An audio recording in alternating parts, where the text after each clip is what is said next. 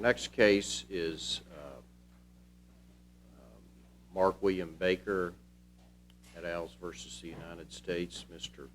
Kenrick, you're going to be first, and we have extended some additional time to counsel on this case, so I'd ask that you be mindful of it, and so will we. Yes, sir. Thank you. Your Honors, may it please the Court. I'm Josh Kendrick on behalf of the appellants Mark Baker, David Euler, and Bruce Long. I'll be arguing on behalf of all three of those defendants on three issues. There's a fourth issue that was in the brief that was just specific to Mr. Long, transferring a firearm to a felon. I'm happy to answer any specific questions about that, but probably won't spend a lot of time arguing that issue. The three issues that we want to argue this morning are the failure to give an entrapment instruction to the jury, the failure to give a multiple conspiracies instruction to the jury, and the district court's denial of a Rule 29 motion on the conspiracy to commit RICO charges. Starting with the entrapment, Your Honors, there's two well-settled elements to entrapment: inducement, lack of predisposition to commit the specific crime the person is charged with. Inducement is what we've concentrated on because I think that is where we get to the biggest dispute over whether or not this should have gone to the jury. Your Honors, all we needed to prove in this case was more than a scintilla of evidence of inducement. It is a very low burden. The district court in a case like that should only assess the existence of that evidence, not its weight or credibility. It's entirely likely that that evidence could be improbable, unbelievable, weak, unpersuasive, and that shouldn't have any bearing on the decision. The jury gets the instruction if we've reached that very, very low burden. One of the points we made in our brief is that if you compare this to some of the other more familiar standards, this is lower than a preponderance of evidence, which only requires the probable existence of a fact, which is why even if the evidence is unbelievable, it can go to the jury. Looking at some of the cases that this court and the U.S. Supreme Court has considered related to entrapment, in Fan and Pearl, which are the cases that I think it looks like that's where the more than scintilla language came from, the defendants in both of those cases initiated the crime without any government involvement. In other words, they were starting a criminal pattern, and then the government came in to investigate. So obviously in those cases, there's nothing. There's no existence of any inducement, and there never could be under any circumstances. And that's, I think, where we get to the heart of the matter. Where is there a dispute? And if we look at sort of how this entrapment defense developed, the Supreme Court has not been nearly as strict as some of the circuits have been with what is required to get this through the jury. When it started back in the 1930s with Sorrells, there was almost no pressure involved in that case.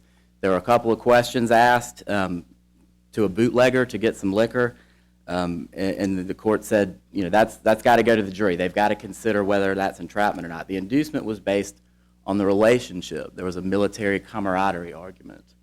As it goes through the rest of the cases in the Supreme Court, Sherman, Russell, Matthews, Jacobson, the court repeatedly says, if you've raised some evidence of inducement, then you get to go to the jury. What they have not done is required serious coercion, heavy pressure.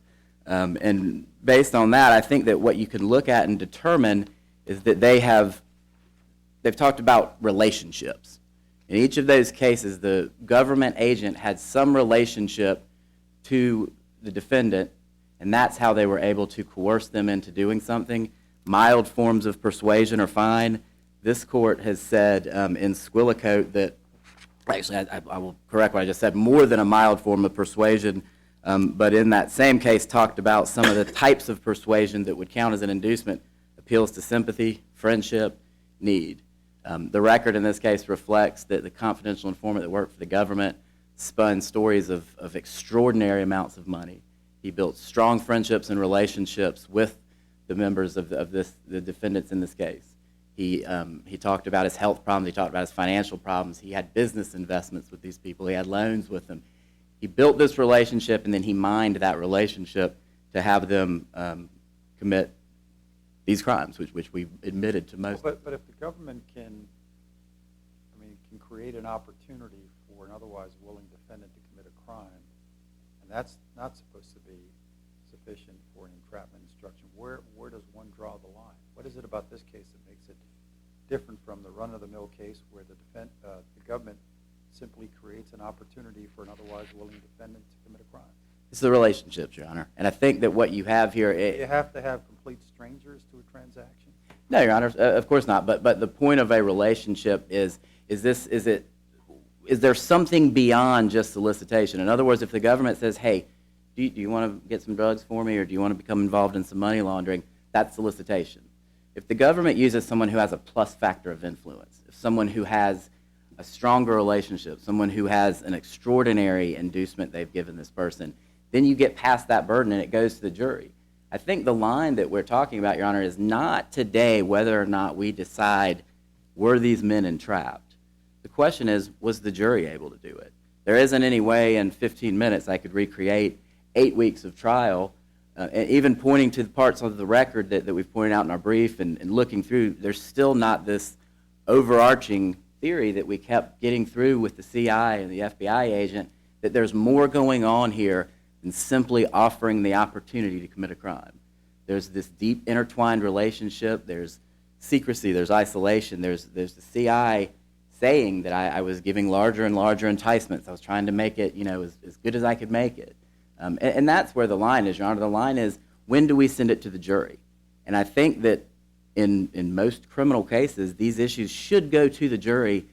As a practical matter, it wouldn't have made much difference from a standpoint of court efficiency or anything like that. The jury gets to consider this, and if there's no evidence of entrapment, if the government has a good case against it, then it would make no difference. But if it goes to the jury, then it takes it out of our hands, where we're forced to look at a cold record and try to recreate what was going on in the trial. And I think that's the key to an affirmative defense, giving it to the jury. And that's what's critical in this case. Is there any argument that, I don't remember if this was made in the briefs, that you mentioned that even if the evidence is unbelievable, that's for a jury to determine. But if in fact we have some concerns about the merits of the evidence, is there a harmless error analysis here? No, Your Honor, not with this low of a burden. And I think maybe I better use the word unbelievable as a specific term related to this argument. In other words, you don't believe it.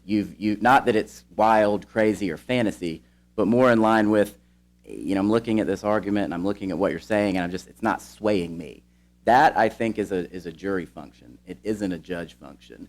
So I think that when we're talking about, if there's an absolute absence, then we don't get the charge. But if there's not, we do.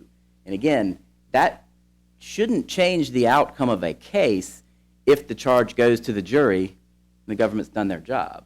If the jury doesn't get the charge, then we have to have some doubt as to the outcome. If there's no entrapment, there's no entrapment. But that's a jury decision. It isn't a judge decision, because to be a judge's decision, it has to be a situation where the judge weighs the credibility of the evidence, weighs the truth of the evidence. It's very similar to a Rule 29 argument, which we make all the time, and I've made unsuccessfully up here, that they didn't have enough evidence. And the response in the district court and court of appeals is typically, they had something. They had something to get it to the jury. Let's let them decide.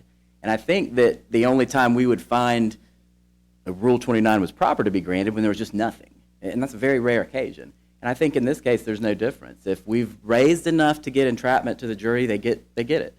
We can't look at whether it was a good entrapment case or whether we like it. We have to let the jury make that decision. So do I understand your standard to be that if the inducer in this case is a friend of the defendants and he spins tales of significant financial gain, that's enough? It's a factor, Your Honor. I think an extraordinary financial gain. I think an appeal to sympathy. I think friendship. I think need. Those are all factors that were mentioned by this court's opinion in Squillicoat as things that could constitute the type of persuasion that would lead to an inducement. I don't think it has to be very much, because again, we're not talking about winning the case on the grounds of entrapment. We're talking about being allowed to argue it to the jury. Obviously, I want to win if I argue it to the jury, but that's not a given. If it doesn't go to the jury, then it never comes up, and I think that's where the error is here, that we have to at least let them have it. Your Honors, You talk about it.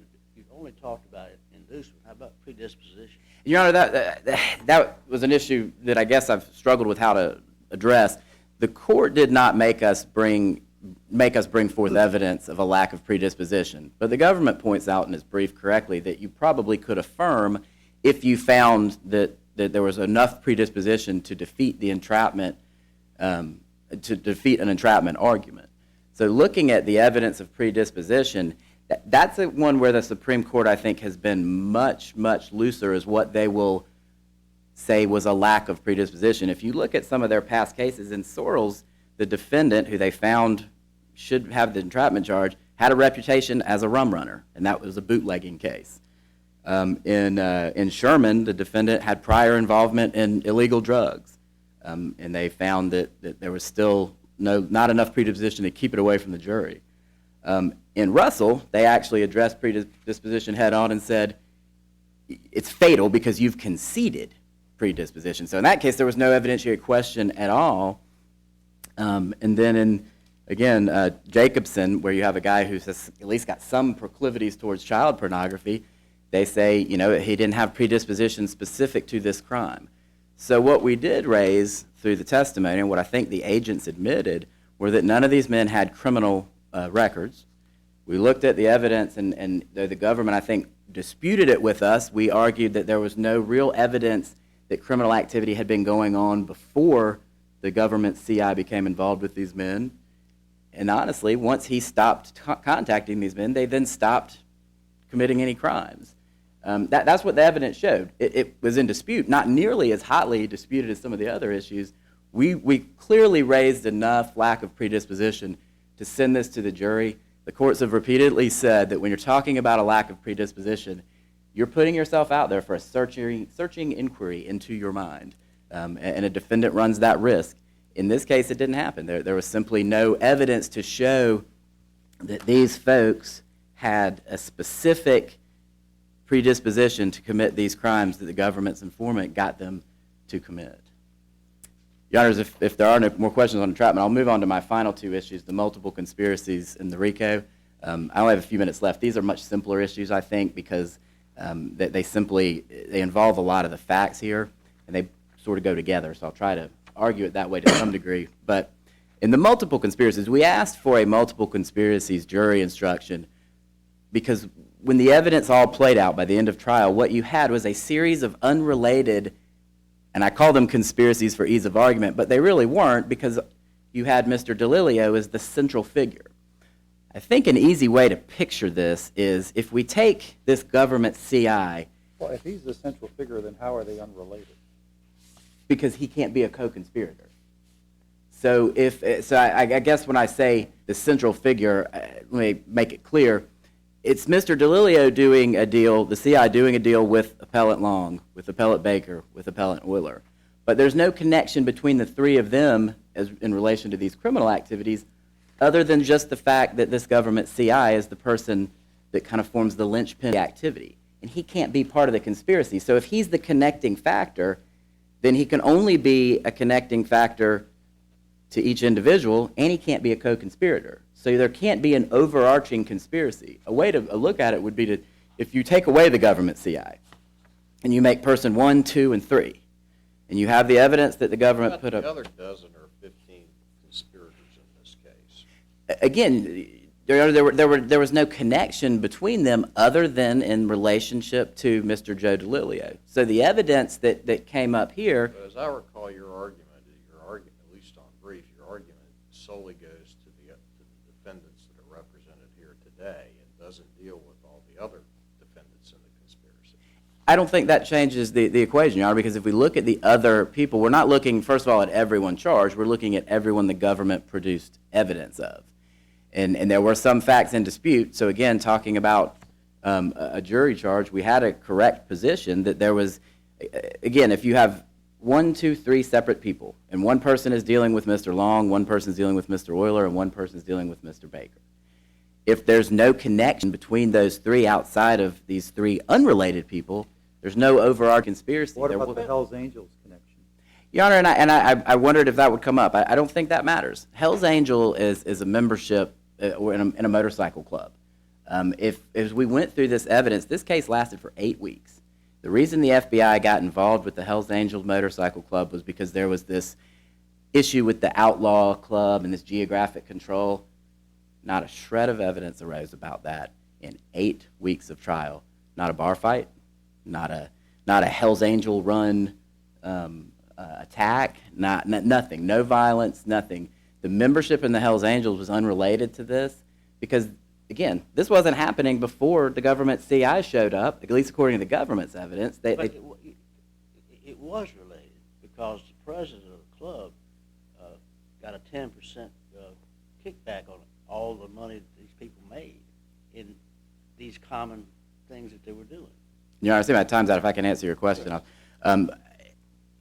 Again, Mr. DeLilio was giving him 10% cutback, and if you look at the first conversation, which is it's the first... Other members were doing the same thing. The only evidence I believe happened was that DeLilio was giving money to Mr. Baker, and he says in the conversation that's recorded, hey, do you know I'm doing stuff with your guys? And he's like, not really. And you need to get some money. And his response each time is, okay, right. He says, you're the boss. This is tribute to you. This is how we do it up in New York, where I was with the mafia and in federal prison. You know, we got to give you a little kickback. And Baker continues to say, okay. But again, the connection between those acts and Mr. Baker is government confidential informant. And that link breaks the conspiracy. If there are more questions, Your Honor, thank you. Thank you, Mr. Duncan.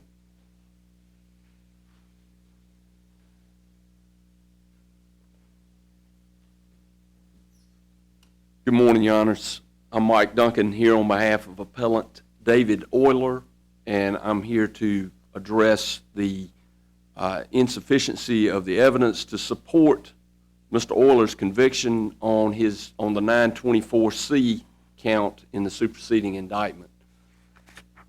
Mr. Euler was initially charged in May of 2012 along with the other defendants in this case, but was not charged with a 924C charge.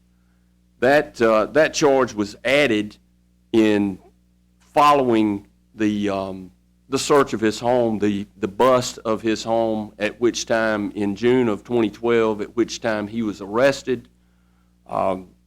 Number of government agents descended upon his home in Lancaster, South Carolina, and searched his home, arrested Mr. Euler, found a small user quantity of methamphetamine,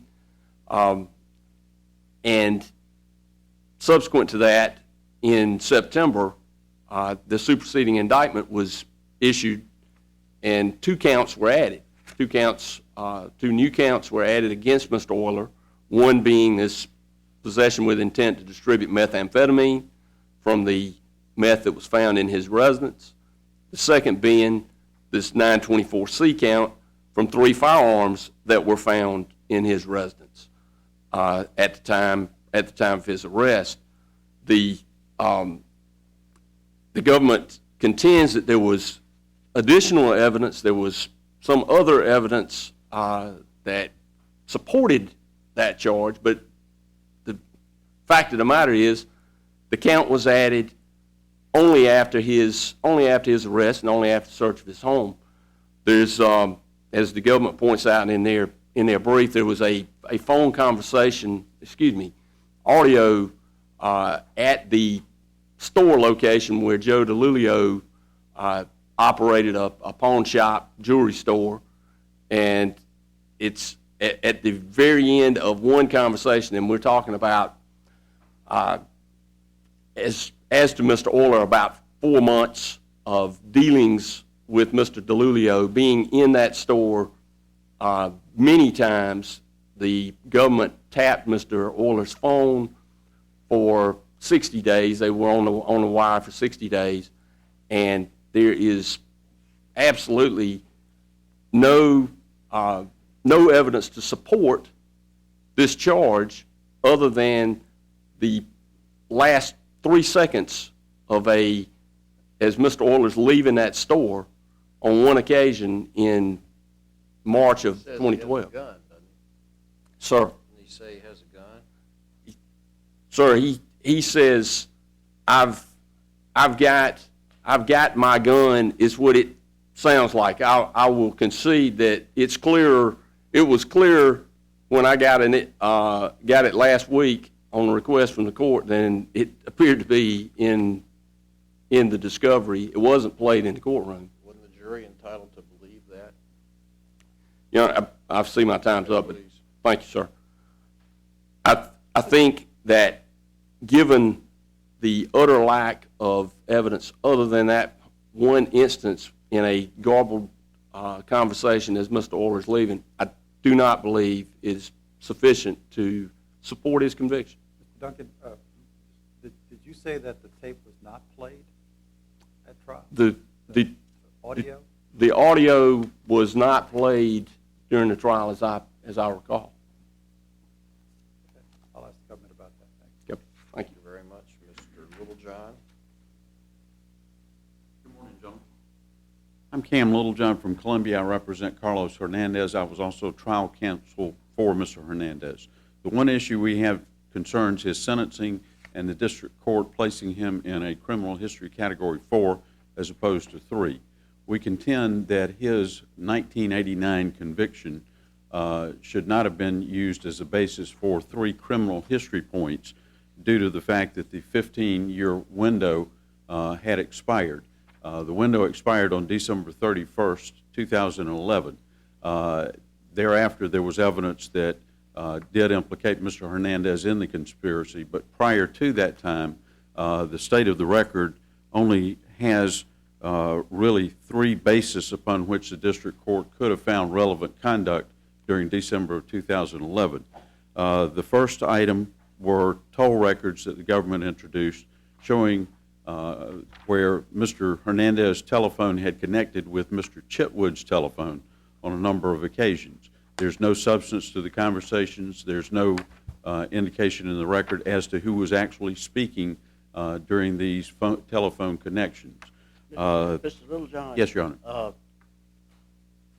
Did or did not the period of incarceration extend into the 15-year period? He was totally discharged 15 years prior to December 31st, 2011.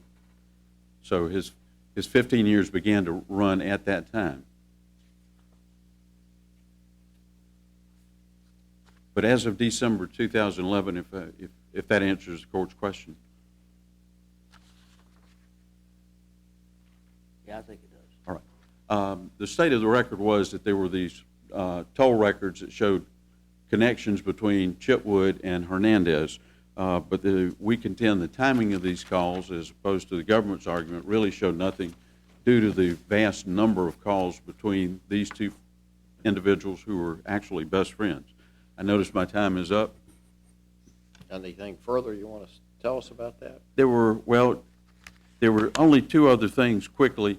There was some reference in there that Mr. Euler said to the informant that he had a guy, and there was the record shows there was no connection between Euler and Hernandez. And then the last thing I would present was that the probation office and the district court relied on the testimony of Mr. Byram to corroborate the finding that the relevant conduct existed, whereas Mr. Byram's testimony really has nothing to do with Mr. Hernandez. They only met in 2012 at Mr. Chitwood's house. There were no drug dealings between Hernandez and Byram. Littlejohn, I suspect the government's going to argue that even if there was a mistake made with respect to this conduct, that it's not going to matter in this context, given the district court's inclination to arrive at a sentence, the sentence that it did in this case, even without that additional relevant conduct. Well, Your Honor, I would hope the district court decided to sentence him at the low end of the guideline range. I would hope that if this court would agree with my argument and put him in the next criminal history category, that the court would again decide to sentence him at the lower part of the range, which is a difference of 27 months. All right. Thank you. Very much. Mr. Richard? Thank you, Your Honor. Jay Richardson with the U.S. Attorney's Office in the District of South Carolina. May it please the court, what the appellants have asked here in 6 different issues is for this court to reevaluate the facts that Judge Curry found after sitting through more than 6 weeks of trial, listening and seeing more than 1,000 exhibits that were presented, several hundred of which were played in the course of the trial, to begin with Ms. Duncan's argument, Exhibit 557 was played in the joint appendix at page 761. That was the description where he says at the end, "I got my gun." It was in fact played, and we think that issue is relatively straightforward unless anyone has questions about that. I want to start. So it was heard by the jury. It was. Joint appendix at page 761 is where it is played. The way this is a very difficult transcript, I suspect, to read for the court, because as the court reporter goes through, they don't type out the portions of the calls and recordings that are being played. For obvious reasons, that'd be very difficult to do. But in playing them, so at page 761, what you see is me asking the assistant to play Government's Exhibit 557, and then it says exhibit played.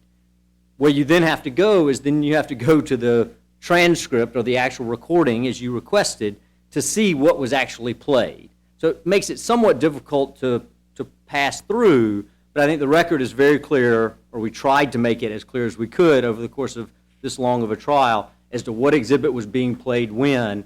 And we included with the joint appendix here a number of transcripts that went along with those. We did not include all of them. There were hundreds of audio and video recordings, and obviously, should the court have any questions about any of those, the government will be happy to provide them if it would help in evaluating.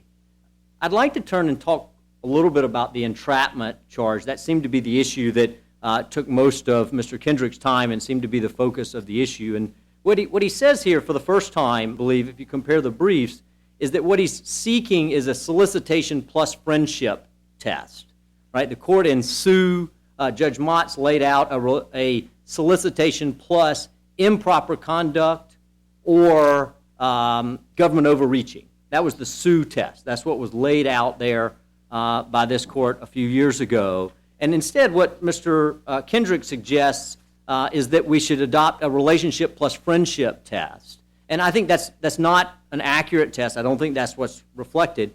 But I think first and foremost, before getting to the legal issue, I think factually it's wholly unsupported. And I think the reason that it's unsupported is if you look at the testimony and the relationship that occurred here, the only relationship that existed between the informant and Mr. Long, Mr. Kendrick's client, was a criminal one. In fact, Mr. Long began supplying cocaine to the informant before they had meaningful conversations, right? They met on August the 13th to discuss an array of communications about illegal conduct, drugs, guns, robberies, before there was any relationship between the two of them of any substance. A previously provided loan existed before the government was involved, but that also was done through Mr. Byfield, who was sort of the central player in this in the beginning of the investigation. So I don't think the record reflects that there was a friendship here, like in Sorrells.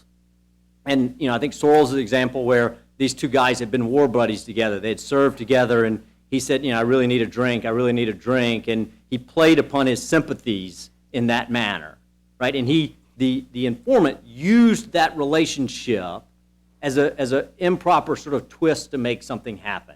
It's like if I went to my best friend and asked them to do something for me, and I really turned the screws on them and told them about all the things that I'd done for them over the years, that type of improper motive, what I think the court in, I believe it's Daniels, suggested as a non-criminal motive, right? You're doing this, do this for me because of this long history. We don't see any of that here. They don't present any evidence of that type of a relationship or friendship. And I think, Judge Diaz, you hit on it very clearly, that we can't require that they be strangers before they engage in criminal conduct, before they solicit illegal activity to occur.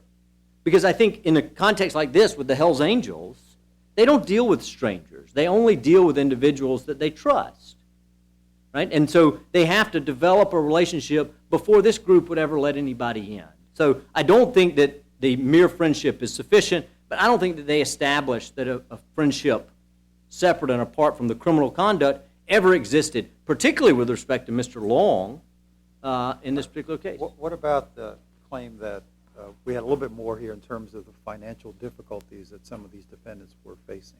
Is that enough? It's not, Your Honor. In this particular instance, the only one who claims that in the briefs is Mr. Baker. And I think it's important to look at what Mr. Baker claims. His only evidence that he puts forward of financial difficulties is that some month or so, more than a month, 6 weeks after he accepts money, begins aiding in the conspiracy, that's on January 18th, in late February, he bounces one check. Right? That's the whole evidence that they put on a financial difficulty. He's got a full-time job, right? He has 2 very nice motorcycles. The evidence is he traveled all around the country, including during this conspiracy, to various runs and Hells Angels events. Lives in a very nice house. This is not an individual who is destitute, who's unable to feed his children. Whether that would be sufficient or not, I think is a much closer question. I don't think under Sue it's clear that it would be sufficient standing alone, particularly if, as in this case, the government doesn't know about it and certainly doesn't attempt to take advantage of that, right? This isn't an instance where the government is suggesting, oh, I know you need to feed your kids. All you need to do is, give me a drink of liquor and I'll give you enough money to go feed your kids, right? That's the type of improper, non-criminal motive that might, under Sue, be sufficient. I don't sure of that because I'm not sure that a mere solicitation along those lines would be enough. But certainly in this case where, one, it's not known that there is actually a financial difficulty different from everybody that exists. We all face financial difficulties of varying degrees and the like. And just being perhaps not wealthy or being middle class or even being poor but non-destitute is certainly not sufficient. And Mr. Baker didn't present evidence that he was destitute in any shape, form, or fashion. But more importantly, because the focus on inducement is on government misconduct, it's whether the government tries to take advantage of that in some way. And at no point in the record, at no point cited or suggested by Mr. Baker, is there any reference to the government trying to take advantage of or play to this idea that that Mr. Baker is somehow destitute and in dire need of money. So I don't think, particularly in this case, I think it's an easy example. I think it is a much harder question if you could ever have it. Could you ever have someone who was so destitute? And I think the answer to that is you would have to have the government using that, right? Using that destitute nature to try to force it, right? That's that taking advantage of a non-criminal motive. It's not just that non-criminal motive exists. The government has to be taking advantage of it. It's on the government's conduct in that particular context.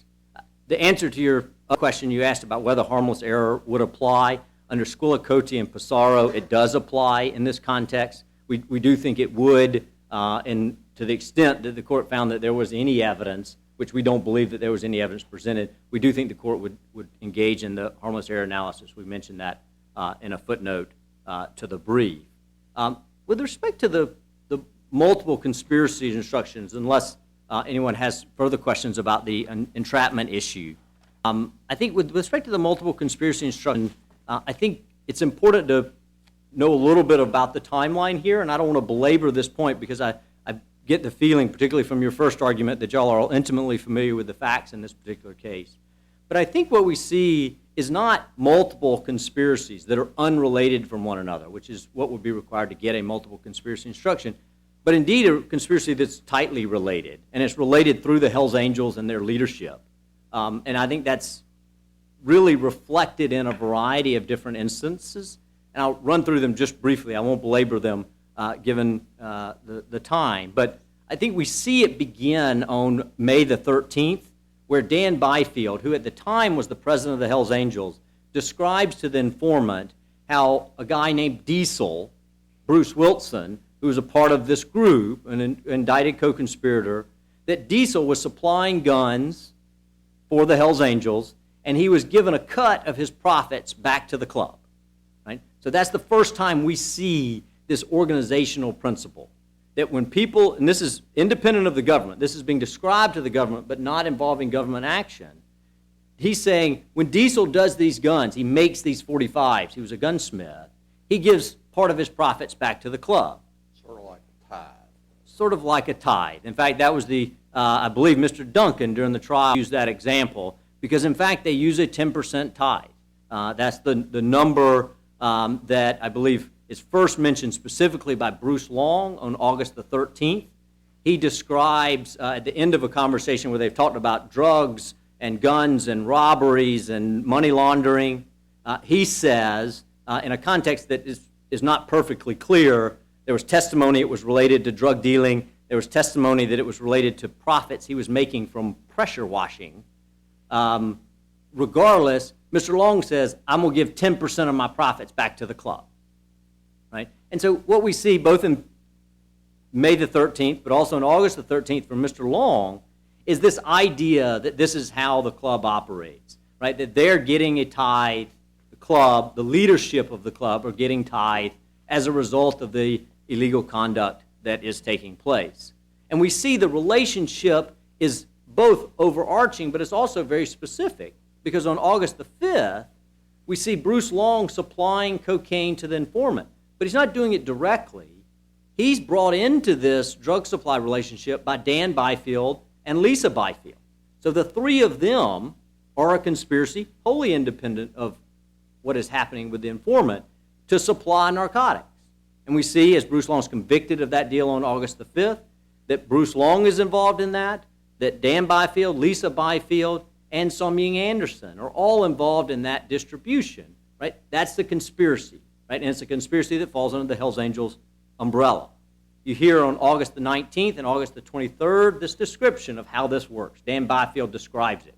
You're now going to be getting your drugs directly from Bruce Long, but everything still runs through me, right? I'm the boss, right? That's Dan Byfield's description on the 19th and the 23rd.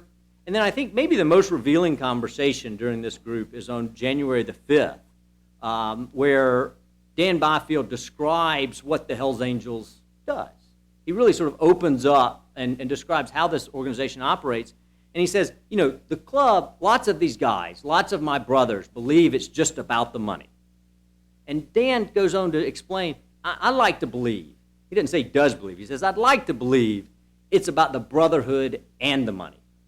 Right? This isn't a motorcycle club that just gets together as friends, right? This isn't the friendly group of motorcycle enthusiasts.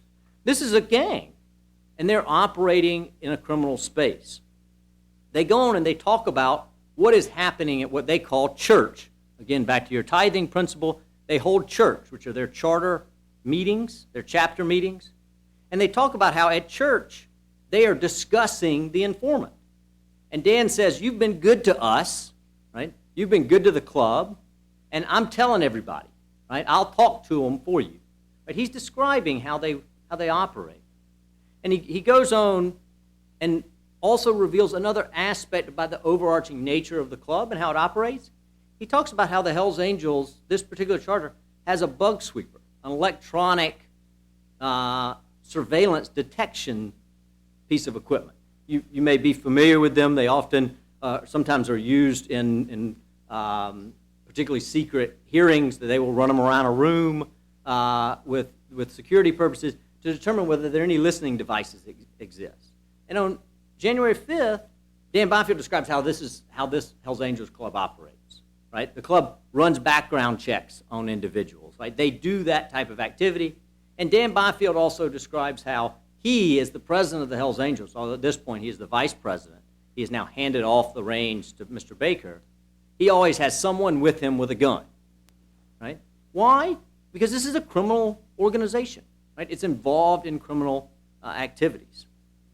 And then we see, and I'll sort of finish with this idea on January the 18th. And I encourage the court to, if there are any questions about this, I think the description is very clear in listening to, on January the 18th, beginning at 1699, the first conversation between the informant and Mr. Baker, where Mr. Baker is invited to take a leadership role in the criminal activities. And he's ready, willing, and able, right? Upon the first opportunity, he takes it, and he takes it immediately. And in doing so, what he says is, I'll make sure my guys straighten up. There have been a few problems. There have been some run-ins. I'll make sure they're straightened up, and I'm going to go talk to my guys, right? So I'm going to go conspire with my co-conspirators. I'm going to go talk to my guys, in particular Euler and Pryor. Pryor's the guy who goes by the name Yard Owl. The co-conspirator, he pled guilty. He's not before the court right here. I'm going to tell him it's okay to do this, all criminal activity, but you got to remember me as the president. In other words, you got to be kicking me. You got to be tithing the president when you're engaged in these activities. And we see on January 19th and 20th that taking place with Euler and Pryor, independent of the informant, making those payments. We see it in a lot of other different ways, and I don't want to belabor Mr. Baker's involvement, but he is integrally involved with Mr. Byfield. He's integrally involved with Mr. Pryor, arranging for Mr. Pryor to supply additional firearms. He's involved with Mr. Thrower, another unindicted co-conspirator, for distributing meth. He's involved with Mr. Enriquez, both getting him to supply pills and then subsequently delivering them himself. What we're seeing here is both an overarching group connection, but also individual connections. Bruce Long with Dan Byfield and Lisa Byfield, Mr. Baker with Mr. Byfield, Mr. Baker with Thrower and Euler and Pryor and Enriquez, as part of this sort of criminal enterprise and the criminal organization. I would turn to any other issues that the court might have. The only other note that I had written down to respond to questions that had been asked earlier with respect to the outlaws. Mr. Kendrick suggested there was no evidence presented at trial of violence or activities involving the Hells Angels and the outlaws. And that's because the court instructed us to not put it in. The court determined that it was too prejudicial. We had information regarding a plan to engage in a firebombing of the outlaws. We had information about a stabbing that took place. We had information about an arson.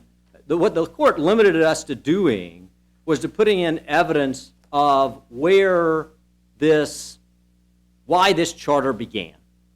And this charter began, the evidence showed, because the National Hells Angels wanted to control this area because the outlaws were moving into it. As Mr. Euler described in a conversation, I believe on March the 1st, after a drug deal went bad, the Hells Angels control North Carolina and South Carolina.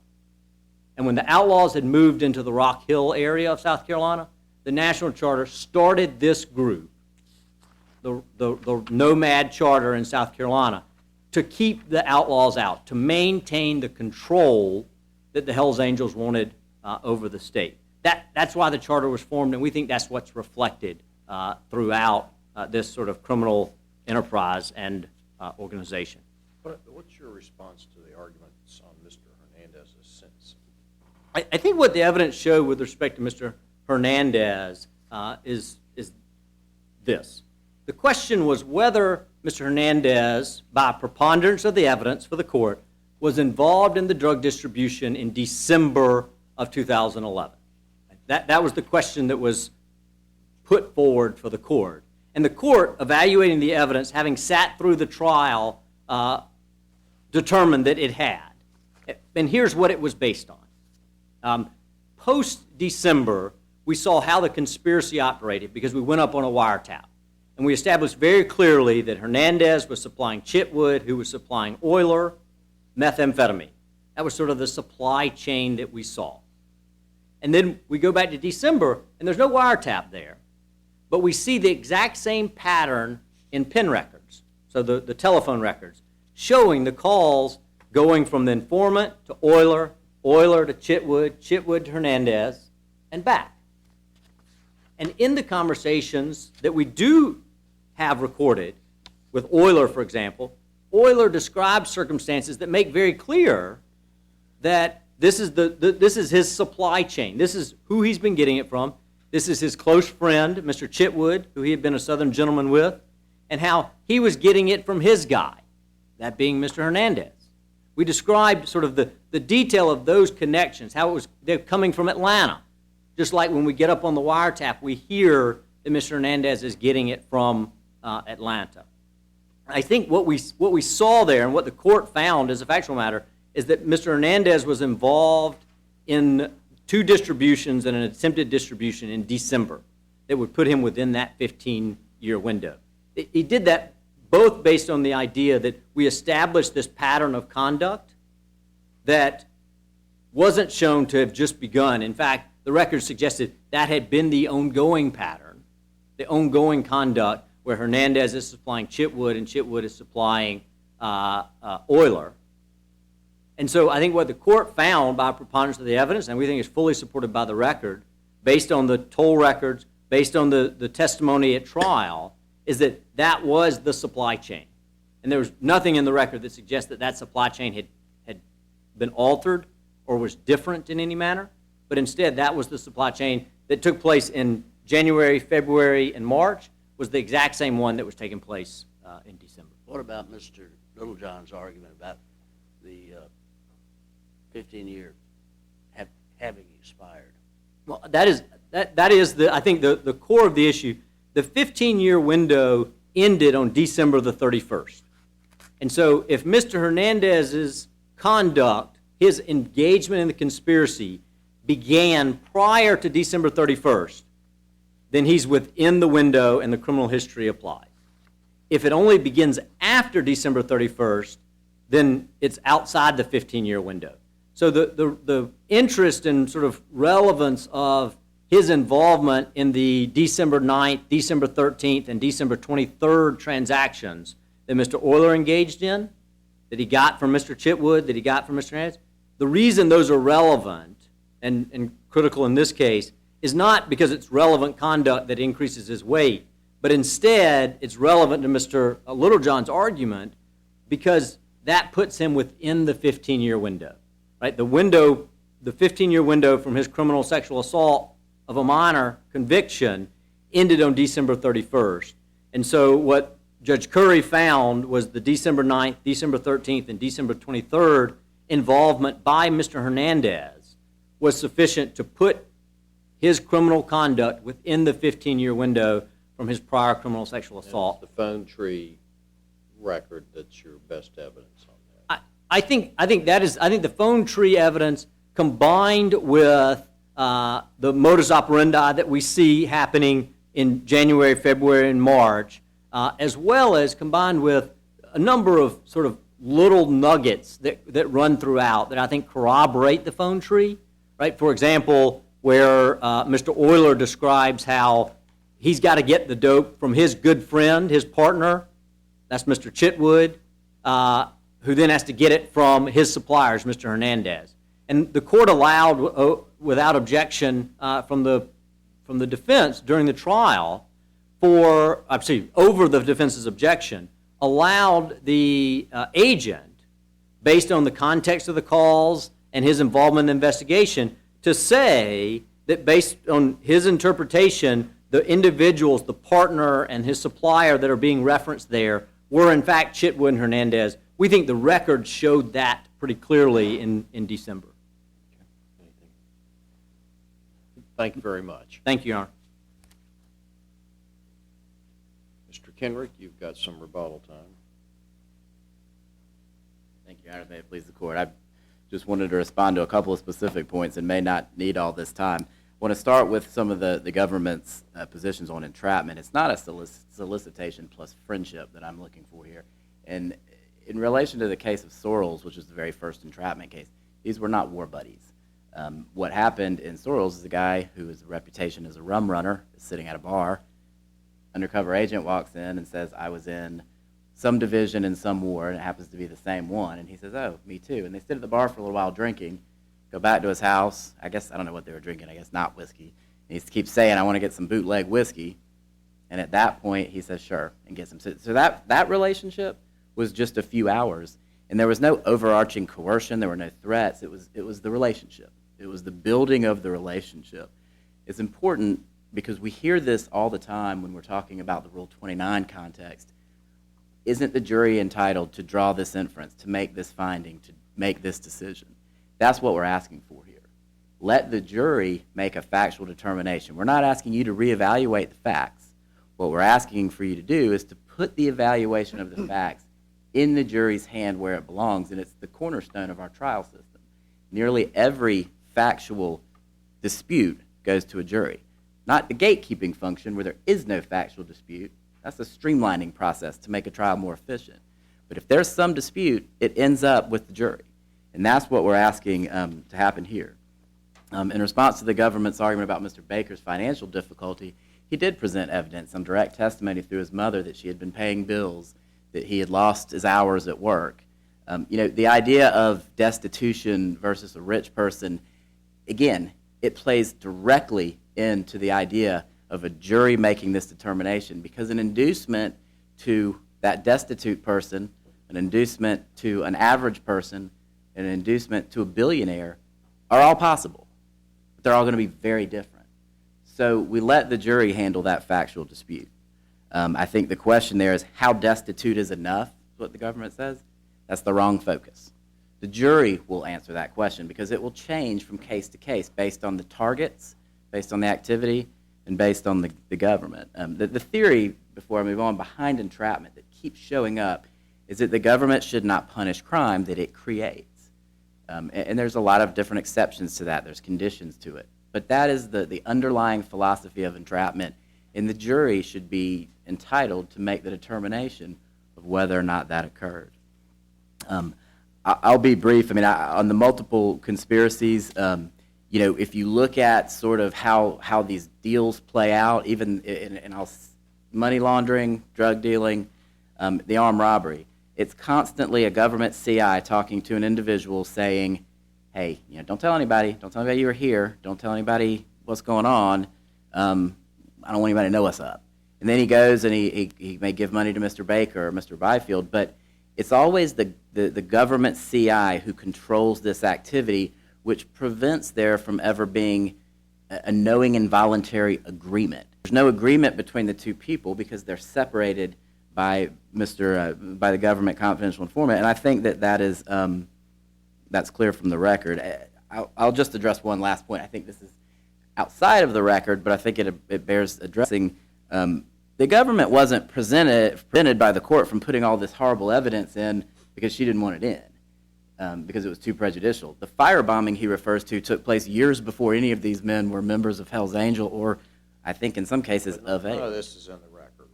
No, and I bring it up because it was brought up by the government. The rebuttal is that it's not in the record because it was irrelevant. I mean, you've seen the record. It's 8 weeks of a lot of stuff. There was not a lot of limit on what the government could put in there. So I just bring it up that the 3 specific incidents of violence that the government mentions were not on the record for a very specific reason, solely tied to irrelevancy. So they're as irrelevant to this argument as they were to the trial. What's not irrelevant is when I talk about there being no evidence of this big outlaw dispute or this gang activity as Hell's Angels members. I think we have to view it without looking at it through the lens of the membership in Hell's Angels because it skews the opinion of what was going on. We need to look at the individuals, their relationships, and their relationships with the government agents.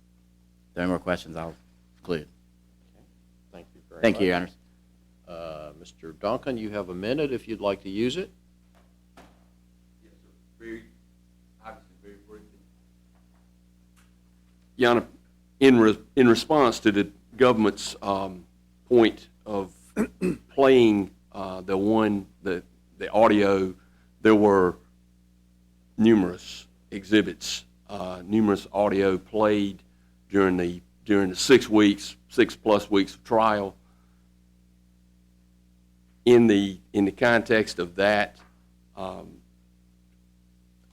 evidence that was being presented, there's very limited, a garbled end of a conversation as David Oyler's walking out of this store, and nothing further, nothing else. And the problem with that charge, with the refusal to grant my Rule 29 motion, is that there were numerous firearms introduced into evidence. Mr. Oyler had 3 firearms at his residence at the time of his arrest. They were introduced lying on a table. The jury was full of gun information, but it just wasn't tied to Mr. Oyler's drug activity. Thank you. Thank you. Mr. Littlejohn? Very briefly, with 1 minute. The pen register showed a number of calls, but it didn't show a pattern as the government would suggest. If you look at the record, there were hundreds of calls between Chitwood and Hernandez. They were best friends. They talked about friends, family, everything in the world. And so I don't think you can use a nunc pro tunc to show there were calls in February, so therefore in December there was relevant conduct. When Mr. Euler was speaking to the informant in December, he used the term "my guy." The agent said on 2 occasions that "my guy" referred to Chitwood. There's no mention of Hernandez by Mr. Euler because he didn't even know Mr. Hernandez. The last issue about the agent's opinion, we would submit, of course, the agent had a vested interest in this case. On 2 occasions, when asked about "my guy," he identified Euler as meaning Mr. Chitwood as being Euler's guy or his supplier. And we just don't think there's any evidence really to show relevant conduct in December of 2011. Thank you. Very much. Again, I'd like to compliment all counsel on case well prepared, and note for all the counsel at the appellant's table that you're court appointed. The court's very appreciative of your taking these cases, and as indicated in the first case, our system couldn't operate without your able assistance. So the court will come down and greet counsel, and then we're going to take a very brief recess before we take our final case.